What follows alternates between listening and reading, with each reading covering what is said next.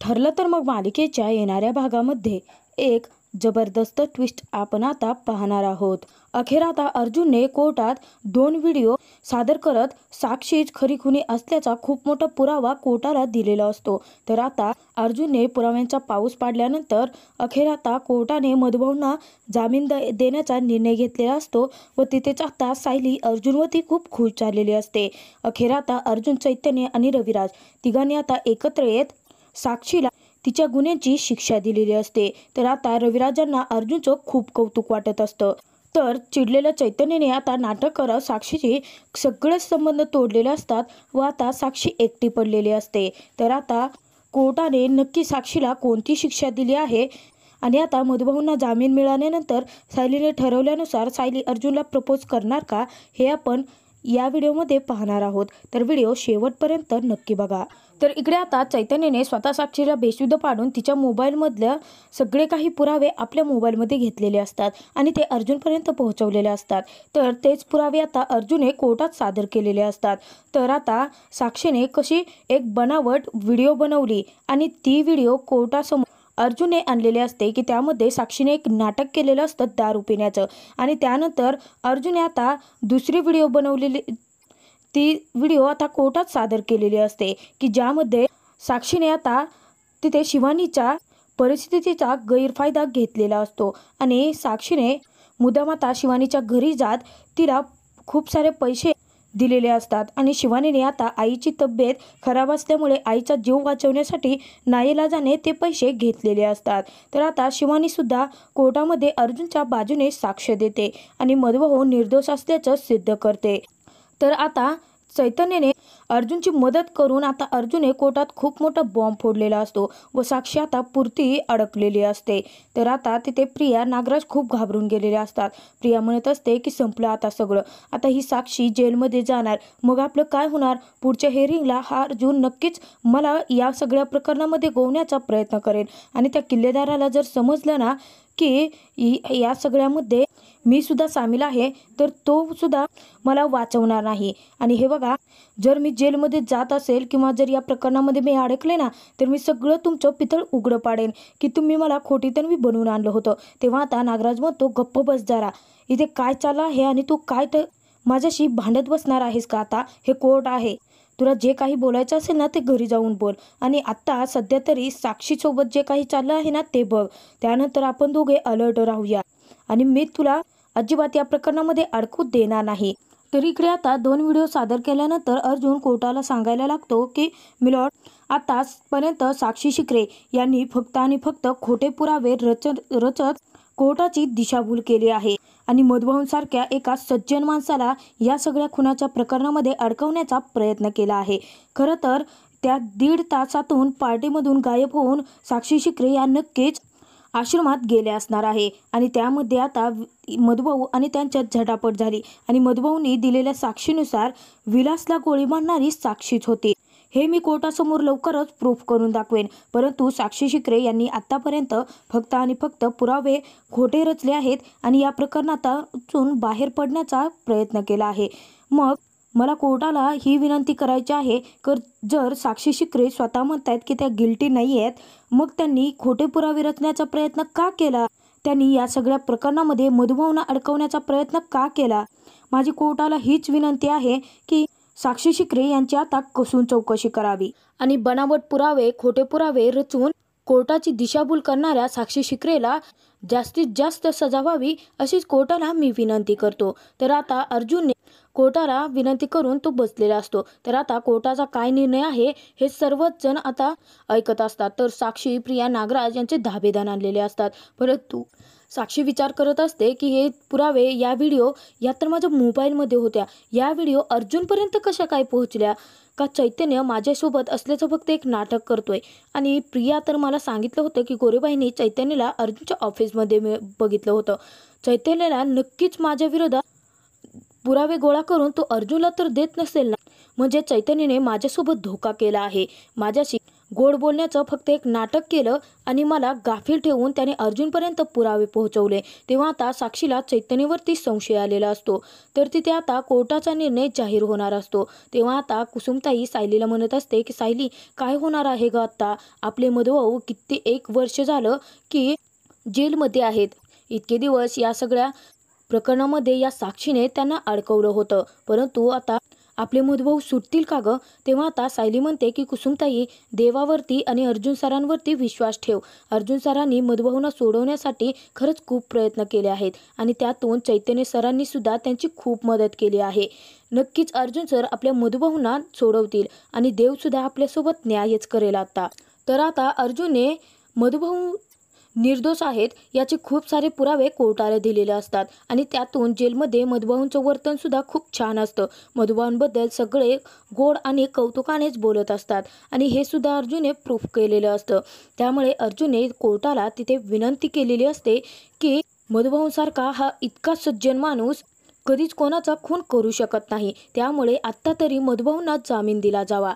तर आता सायली देवयाईकडे प्रार्थना करत असते की मधुभाऊंना यावेळी तरी जामीन मिळू देत. एकदा का मधुभाऊ बाहेर आले की मग सगळं काही चांगलं सुरळीत होईल आणि त्यानंतर जे काही होईल ते होईल. मी अर्जुन सरांना प्रपोज करणार म्हणजे करणार. त्यानंतर अर्जुन सरांचं जे काही म्हणणं असेल ते मी मानायला तयार आहे. आता सायली मधुभाऊ सुटणार या आशेने खूप खुश झालेली असते. तर अखेर आता कोर्टाने निर्णय जाहीर केलेला असतो.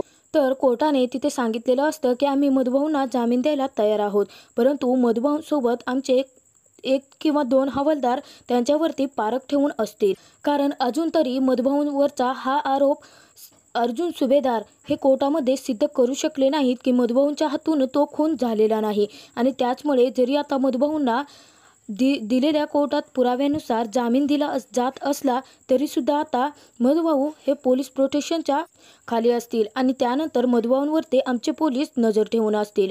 तेव्हा आता सायली खूप खुश झालेली असते. तर अर्जुनसुद्धा, कारण अर्जुनला फक्त आणि फक्त काही करून मधुभाऊंना जामीन मिळवून द्यायचा असतो. आणि असंही जर आता साक्षी गिल्टी आहे हे कोर्टात सिद्ध झालं असलं तरी त्यानंतर ती साक्षी मधुभाऊंना काही ना काही दगापटका करू शकते. मधुभाऊंच्या जीवाला धोकाही असू शकतो. त्यामुळे अर्जुनला एक गोष्ट मनापासून चांगली झालेली आवडते की आता मधुभाऊंना पोलीस प्रोटेक्शन असणार आहे, हवालदार त्यांच्या सोबत असणार आहेत, म्हणजे मधुभाऊंना काही होऊही शकणार नाही. तेव्हा आता अर्जुन खूप खुश होतो आणि सायलीकडे पाहत असतो. तर चैतन्य आणि रविराज सुद्धा खूप खुश झालेले असतात, परंतु रविराजांना अजूनही माहिती नसतं की चैतन्य हा अर्जुनचाच माणूस आहे. चैतन्यने साक्षीला गाफील ठेवून तिच्याच घरातून पुराव्याचा खजिना शोधून काढलेला असतो आणि तो अर्जुनच्या हाती सोपवून कोर्टात धमाका केलेला असतो. तर कोर्टाने आता पुढे आदेश दिलेले असतात की साक्षी शिकरे यांचे आता कसून चौकशी करण्यात यावी. तेव्हा आता साक्षी खूप घाबरलेली असते.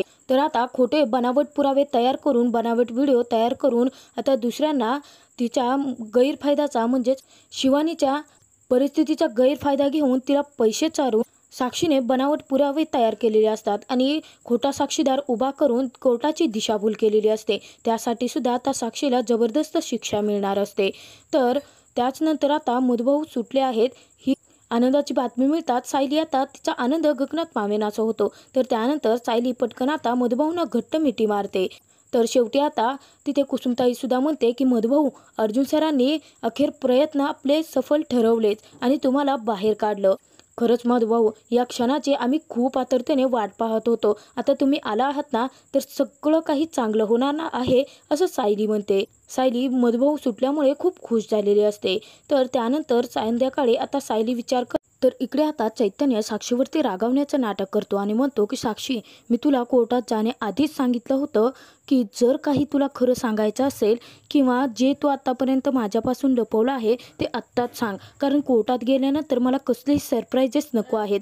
परंतु तू माझ्यावरती विश्वास ठेवलाच नाही आणि कोर्टात काय झालं, त्या अर्जुनने मला तोंडावरती पाडलं. माझा तुझ्यावरती खूप विश्वास होता साक्षी की तू कधीच असं काहीतरी करू शकत नाहीस, परंतु आज ना मला स्वतःचीच लाज वाटते आहे की मी तुझ्यासारख्या मुलीवरती प्रेम केलं. तेव्हा आता साक्षी म्हणत असते की चैतन्य, नाही अरे, प्लीज माझ्यावरती विश्वास ठेव.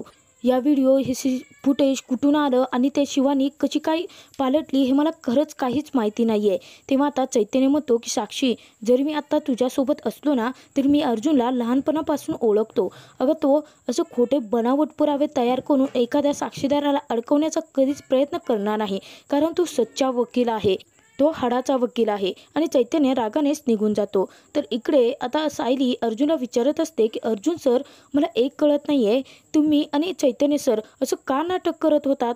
जेव्हा चैतन्य सर उठले होते आणि त्यानंतर कोर्टात ते तुमच्या विरोधात जाऊन बोलत होते ना की मला याचे पुरावे त्याचे पुरावे दे मगच मी खरं मानेन असं म्हणत होते ना, तेव्हा खरंच आम्ही खूप घाबरलो होतो. आम्हाला समजतच नव्हतं की चैतन्य सर नक्कीच आपल्या बाजूने आहेत का, की चैतन्य सरांना परत आता त्या साक्षीने पट्टी पडवली आहे.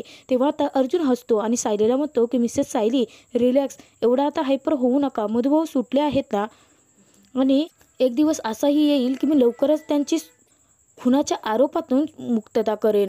परंतु आम्ही आता ठरवूनच गेलो होतो, कारण चैतन्याने अचानक माझी भेट घेतली होती आणि चैतन्याने तिथे साक्षीच्या विरोधातला दुसरा पुरावाही दिलेला होता. तेव्हा चैतन्याने ऑलरेडी मला सांगितलेलं होतं की हो ते बघ अर्जुन, मी काही तुझ्या बाजूने तिथे कोर्टात शांत बसू शकत नाही. मला साक्षीची बाजू घेऊन तुझ्याशी वाद घालावे लागतील, भांडावं लागेल तुला अपशब्दसुद्धा काही माझ्या तोंडून निघून जातील. त्यामुळे तू अजिबात माझ्यावर रागावू नको. खरं तर आम्ही एक नाटक केलं होतं. तुम्हाला माहितीच नव्हतं की दुसराही पुरावा चैतन्याने ऑलरेडी मिळालेला आहे आणि त्यानंतर चैतन्याने आपला मास्टर माइंड गेमला सुरुवात केली होती. परंतु चैतन्य आपल्या बाजूने होता आणि पुरावे ऑलरेडी माझ्या हातात असल्यामुळे मी चैतन्याला सडेतोड उत्तर देऊन तिथे शांत बसवण्याचा प्रयत्न केला, कारण मला चैतन्याला धोक्यात टाकायचं नव्हतं.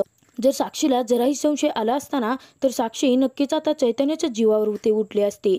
तेव्हा आता सायली अर्जुनला म्हणते की सर खरंच, परंतु तुम्ही जे काही नाटक करत होतात ना त्यामुळे आम्ही खरंच घाबरून गेलो होतो. परंतु ते जाऊ देत, चैतन्य सरांनी सुद्धा भन्नाट असं नाटक रंगवलं आणि त्या साक्षीचा आता चांगलाच पर्दाफाश झाला आहे. ती कितीही हातपाय मारत होती परंतु तिचे काही प्रयत्न तिथे चाललेच नाहीत. सर मी खरंच खूप खुश आहे, कारण मधुभाऊ सुटले आहेत. खरंच सर तुमचे मनापासून आभार, असं सायली म्हणत असते. तर अर्जुन मनामध्ये म्हणतो की मिसेस सायली, मी तर आता तेव्हा खुश होणार आहे की ज्या दिवशी मी स्वतःहून तुम्हाला प्रपोज करेन आणि त्यानंतर माझ्या प्रेमाला तुमचा होकार असेल.